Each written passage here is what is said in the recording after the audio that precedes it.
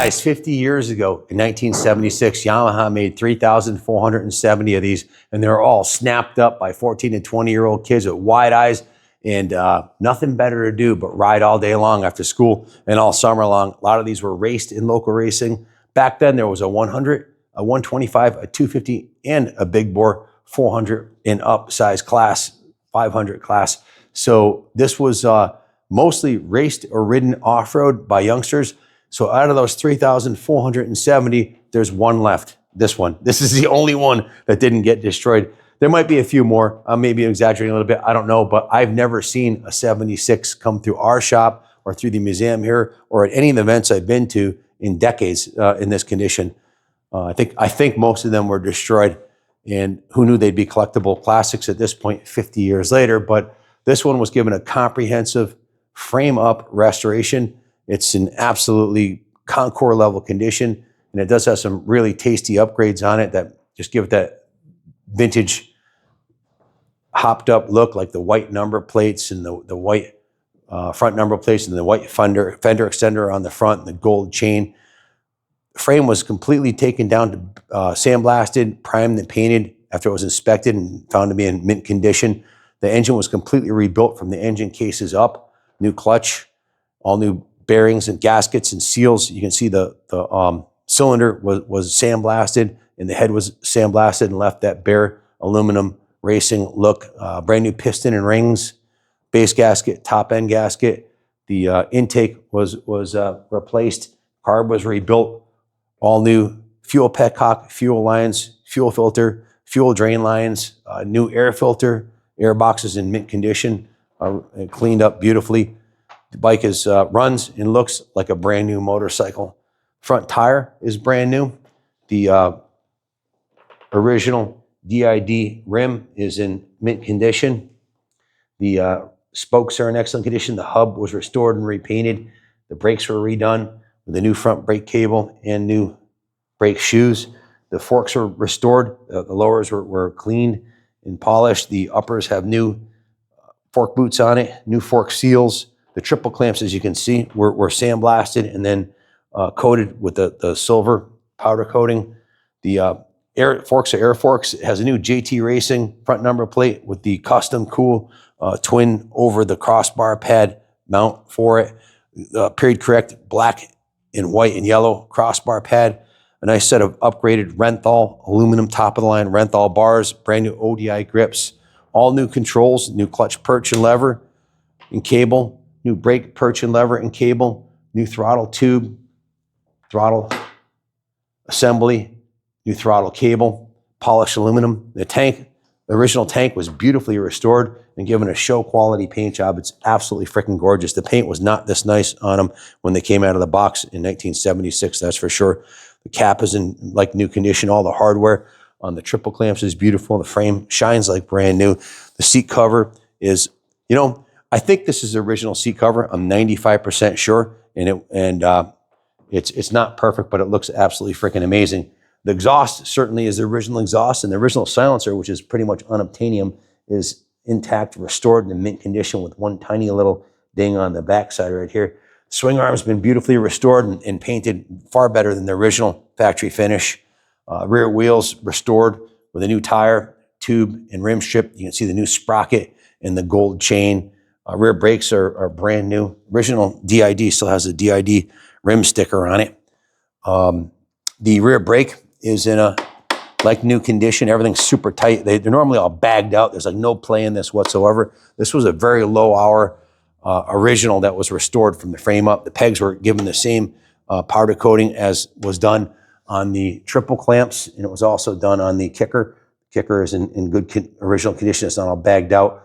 The engine cases were beautifully restored. You can see all of the hardware on here is upgraded to the new stainless steel Allen bolts, including the engine mounts.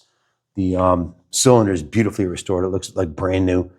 The carburetor has been restored. All new jets, new Allen hardware on the intake also. All new Allen hardware everywhere you look. New hardware for the custom white number plates with black backgrounds and these Yamaha style number ones.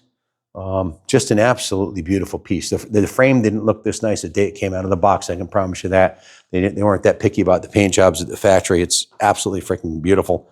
Coming around this side here, this is pretty remarkable, but the original factory exhaust is in mint condition. There's not a single ding anywhere on this pipe over here that I can see, and it's beautifully restored in the original factory color. And the engine cases are in the engine cylinder looks like brand new. The head looks like brand new. The clutch cable is new. The CDI, all the ignition wires and seals and everything are like new. All the hardware on this side of the engine is brand new, as is on the other side. A new countershaft sprocket, gorgeous new gold chain, beautiful aluminum sprocket with all new mounting hardware on there also. Just not a single thing left on this bike that's not beautifully restored or original mint or brand new. So it's about as close to a new one as you're going to get. And like I said, these are extremely rare. I very rarely see a 76 come up for sale. I personally haven't seen a restored one come up for sale in decades. So we see a lot of the 82s, 83s. I think the production stats were much higher on the 82s and 83s. I'll have to look into that. But I just don't see the 76s coming out. And I think that has something to do with the original very small quantity of 3,400 of them globally. So how many made it to the US? Maybe half that. And of that, how many are left? One. Maybe a couple more. I really don't know, but I haven't seen one come up. Guys that have these are typically my age, and they had it when they were, 14 years old or something like that.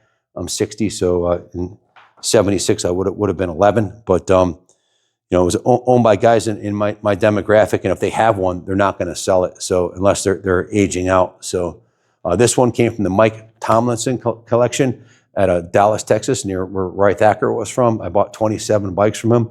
He, very wealthy guy with a several hundred-acre estate, and he had a beautiful, had to be $1 million building that he built just for his motorcycle collection. That's all it was in there was these 27 bikes and all his memorabilia.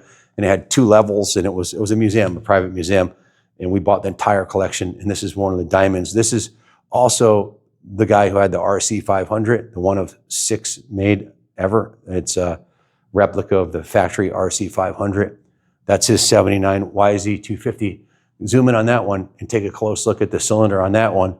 And the fit and finish on that one, you'll see it's very similar. The restoration was done to a very high standard where no expense spared. These were beautiful originals that he started with that were excellent core bikes. That means that the frame rails were mint and engine cases were mint and everything was done on a bike worthy of this amount of work.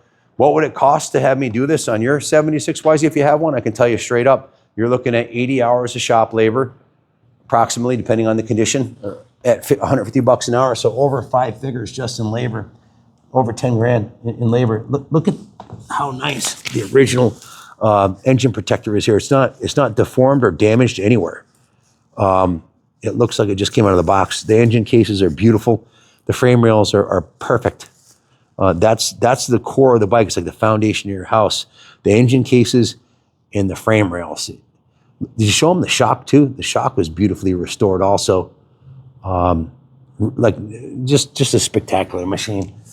Yep, and it would cost you over $10,000 in labor alone and thousands in parts and paint to recreate this.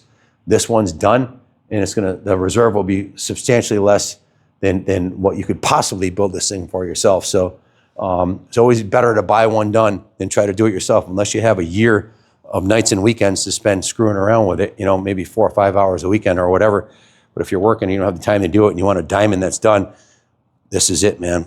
No squeaks, no funny business. This one's runs as good as it looks, and we can ship it right to your door. White glove, roll in, roll off, shipping insured and enclosed right to your door. We can even finance this in-house if you wanted to finance it just like a brand new bike.